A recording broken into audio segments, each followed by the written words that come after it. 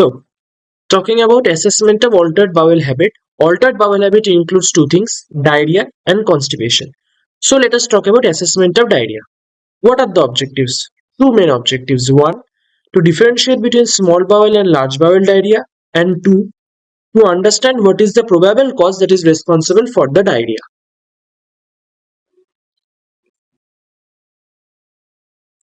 So, diarrhea.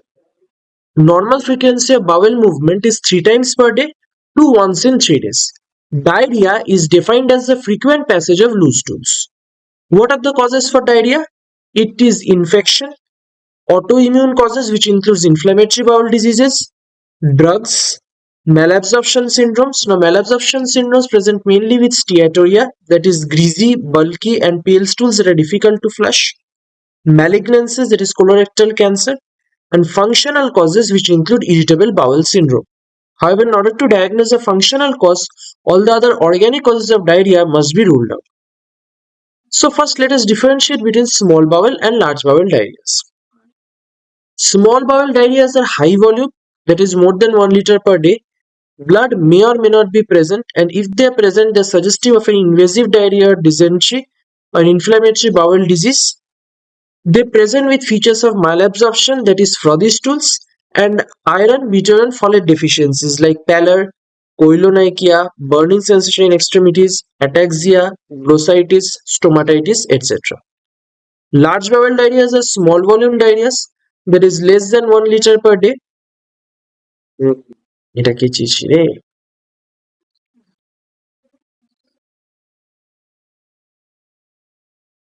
Sorry for the interruption. Small bowel diarrhea is present with large volume that is more than 1 liter per day. Blood in stools may be present and they are suggestive of an invasive diarrhea, dysentery, and in inflammatory bowel diseases. They will present with features of malabsorption, that is frothy stools, and features of iron, vitamin, folate deficiencies. Large bowel diarrhea is usually a small volume diarrhea that is less than 1 liter per day. Blood in stools and features of malabsorption are usually never present.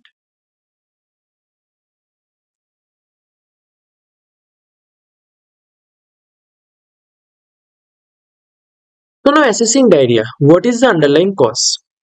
First, you need to ask about the onset. A new onset diarrhea altered bowel habit in age more than 50 years is suggestive of an underlying colorectal cancer, and it is usually associated with blood in the stools.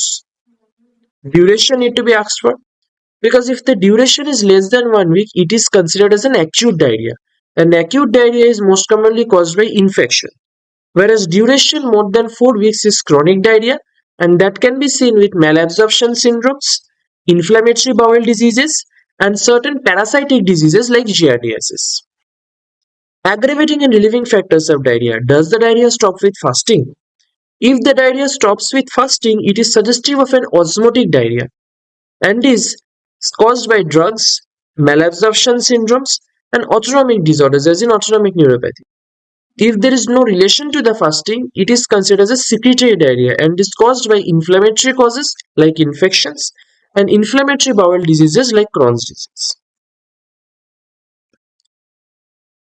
Now, further you need to ask about the stool. That is, what are the contents of the stool and what is the consistency? Is there blood, mucus, or pus? Are the stools frothy and difficult to flush? Bloody stools is suggestive of an invasive diarrhea or dysentery. Inflammatory bowel diseases, that is ulcerative colitis present with bloody stools, colorectal cancer present with bloody stools, or perianal diseases like hemorrhoids, fissures.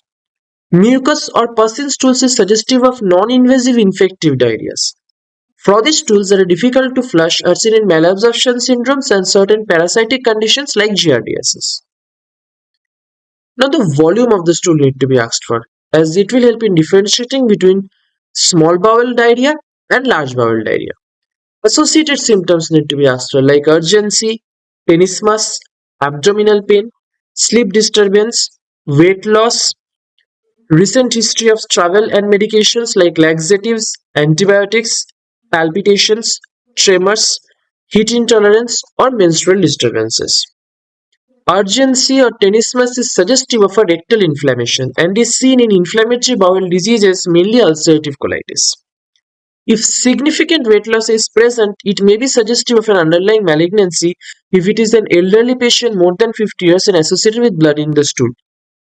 Significant weight loss may also be present in malabsorption syndromes. Sleep disturbance, if present, rules out a functional cause of diarrhea. Recent history of travel is suggestive of a traveler's diarrhea, which is an infective diarrhea, and if it is associated with palpitations, tremors, heat intolerance, menstrual disturbances, then it is suggestive of a non-elementary cause of diarrhea, that is hypothyroidism. Now, we talk about the Bristol stool grading, in which the stool is classified based on the consistency of the stools. It is classified into 7 types as is being described in this chart, and it ranges and it indicates severe constipation to severe diarrhea in the patient. Type 1 stools indicates a severe constipation, type 2 indicates a mild constipation, 3 and 4 are normal, whereas 6 and 7 indicates a diarrhea in the patient. This is important as the consistency of the stool suggests the underlying bowel disorder and can be important in toddlers or pediatric patients who can't tell about their symptoms. It is an objective chart. Subjective. Now, we talk about the Rome 4 criteria of the irritable bowel syndrome. So, irritable bowel syndrome is a functional cause of diarrhea, and as earlier been mentioned, it can only be diagnosed once the organic causes of diarrhea are being ruled out. What is the Rome 4 diagnostic criteria? Recurrent abdominal pain on at least 1 day per week in the last 3 months. It should be associated with 2 or more of the following criteria. 1. It is related to defecation. 2. It is associated with a change in the frequency of the stool. And 3. It is associated with a change in the form or appearance of the stool. These symptoms must be present for the last 3 months with the onset of the symptoms at least 6 months before the diagnosis. Now, assessing constipation. What is the cause of constipation? So, in this table, we have summarized the important causes and the corresponding history points that point towards our cause. For example, if there is you suspect a lack of fiber in diet, then a dietary history becomes important. If the constipation is of acute onset, the duration is to be asked for. You need to ask whether flatus is passed or not. Non-passage of flatus and feces is suggestive of an underlying intestinal obstruction. Intestinal obstruction is associated with abdominal distension, nausea, and vomiting. Drug history is important as common drugs like opiates and iron cause constipation.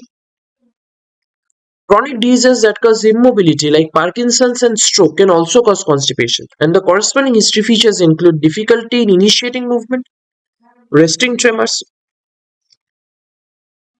a festinating gait, masked faces, stoop posture, loss of automatic movements of hands, that is, a hand swing during walking. All of these are suggestive of Parkinson's disease. Whereas focal neurological deficits, which usually manifest as hemiplegia and facial deviation, is suggestive of an underlying stroke. Hypothyroidism can also cause constipation. A patient of hypothyroidism presents with cold intolerance, weight gain, mixed edema, that is a non-pitting edema, erratic menstruation, thyroid swelling may or may not be present. Hypercalcemia, in which the patient presents with non-specific symptoms like body ache, dehydration, excessive thirst, fatigue, and in severe cases can even present with altered sensorium. Colorectal cancer can be a cause of constipation in which there is a recent onset constipation and blood in the stools in elderly patients more than 50 years. Now we have to assess GI bleeding. Two main objectives. One, we have to localize the site of the GI bleed, and two, we need to understand what is the probable underlying etiology of the GI bleed. Now, GI bleed is divided into two main types based on the part of the gastrointestinal tract that is involved. One is upper GI bleed and two is the lower GI bleed. Upper GI bleed includes bleeding from esophagus, stomach, duodenum mainly, and also other parts of the small intestine that is proximal to the ligament of Treach. Lower GI bleeding is bleeding that is distal to the ligament of Treach and include parts like distal or descending colon, rectum, and anus. What are the manifestations? Upper GI bleed manifests as hematemesis and melena. Hematemesis is blood in the vomitus and melena is defined as black tarry stools. The stools become black and tarry in melena because the stool contains acid hematine component. The hemoglobin of the fresh blood is altered by the acidic environment of the stomach into acid hematine, and that makes the stools black and tarry in a patient of upper GI bleed. Lower GI bleed manifests as hematochezia, and hematochezia is nothing but fresh blood in the stools. So now assessing the cause of upper GI bleed. The most common cause of upper GI bleed is found to be a peptic ulcer, and in this the patient presents with a dark ground or a coffee ground vomitus due to acid hematine. They present with an epigastric pain that is relieved by antacids, and the pain may decrease or increase with food intake. History of NSAIDs and glucocorticoid use also need to be asked for. Varices. It presents with sudden onset fresh bleeding with vomitus.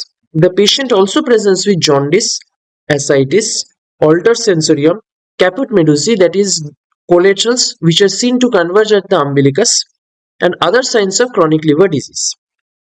You also need to ask for history of alcohol abuse and recurrent blood transfusions. Upper GI bleed may be caused by a Mallory-Weiss tear, in which case the patient will give a history of forceful retching or vomiting several times preceding the episode of hematemesis. There can be an esophageal or gastric cancer, and in this, it is associated with mechanical dysphagia and weight loss if it is a esophageal cancer. If it is a gastric cancer, the patient presents with early satiety, and unexplained anemia, weight loss, and supraclavicular lymphadenopathy. The supraclavicular lymphadenopathy in a patient of gastric cancer is also termed as Trousseau's node. So vascular lesions like Delafoy's lesions or GIF can also rarely present with upper GI bleed. These are rare causes and these are diagnoses of exclusion. So let us see some endoscopic findings in patient of upper GI bleed. This shows esophageal varices. You can notice there are irregular swellings in the wall of the esophagus which indicates the underlying engorged veins due to portal hypertension and opening up of the portosystemic collaterals. This shows a mucosal tear in the esophageal wall and it is a Mallory-Weiss tear.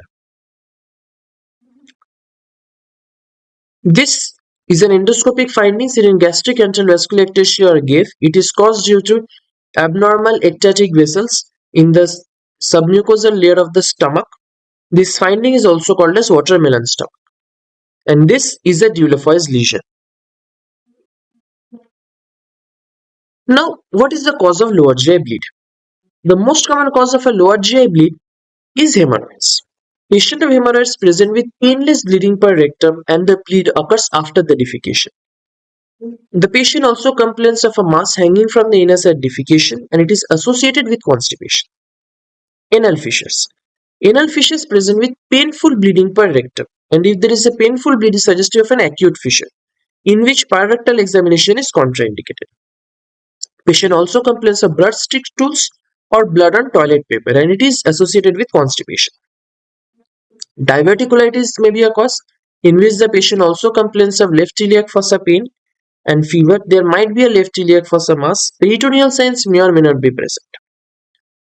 Colorectal cancer polyps may also cause a lower GI bleed, and the patient complains of a new onset altered bowel habit, and the patient is usually an elderly patient that is aged more than 50 years. And inflammatory bowel diseases, in which ulcerative colitis more commonly presents with a lower GI bleed, is a history of frequency, urgency, and tenesmus in the patient, which is suggestive of an underlying proctitis in ulcerative colitis. So now assessing jaundice. There are two main objectives. One, to clinically subtype the jaundice into hemolytic, hepatic and post-hepatic cause of jaundice. And if the jaundice is a hepatocellular jaundice, what is the underlying cause? So let us first understand what is jaundice. Yellowish discoloration of skin, sclera and mucous membrane to hyperbilirubinemia is jaundice. For jaundice to manifest, the total bilirubin must be more than 2.5 mg per deciliter. A differential diagnosis of jaundice is pseudojaundice, in which case only the skin is yellow but the sclera remains white. This is seen in hypothyroidism and vitamin A excess, also called carotenemia. There are three types of jaundice, clinical types. One is pre-hepatic or hemolytic jaundice, which occurs due to hemolysis, that is breakdown of RBCs in the circulation. Two is a hepatic jaundice, which occurs due to liver dysfunction in patients of chronic liver disease. Third is a post-hepatic or obstructive jaundice, which occurs due to obstruction in the biliary tree by stone, strictures, etc. Now, to clinically classify jaundice, there are some important things that you need to ask. The two important questions are urine color and stool color. If the stool are pale stools, it is suggestive of underlying post-hepatic or obstructive jaundice. In the other two causes, that is hemolytic jaundice and hepatic jaundice, the stool color remains normal and the urine color is dark in all the causes of jaundice. The associated symptoms also serve as a guide. If the patient complains of symptoms due to anemia, which include breathlessness, palpitations, fatigue, reduced exercise tolerance, on examination, the patient presents with pallor. And if there is a thalassemia, patient can present with chipmunk faces or hemolytic faces. All of these findings indicate towards a prehepatic or hemolytic cause of jaundice. If it is a hepatic jaundice, the patient also presents with ascites, altered sensorium, hemoptysis. And there are signs of chronic liver disease which has been explained in detail in a later slide. If it is a post-hepatic or obstructive jaundice, then patient presents with pruritus, history of biliary colic may or may not be present. And in signs, bradycardia will be seen, gallbladder may or may not be palpable depending on what is the underlying cause of the jaundice.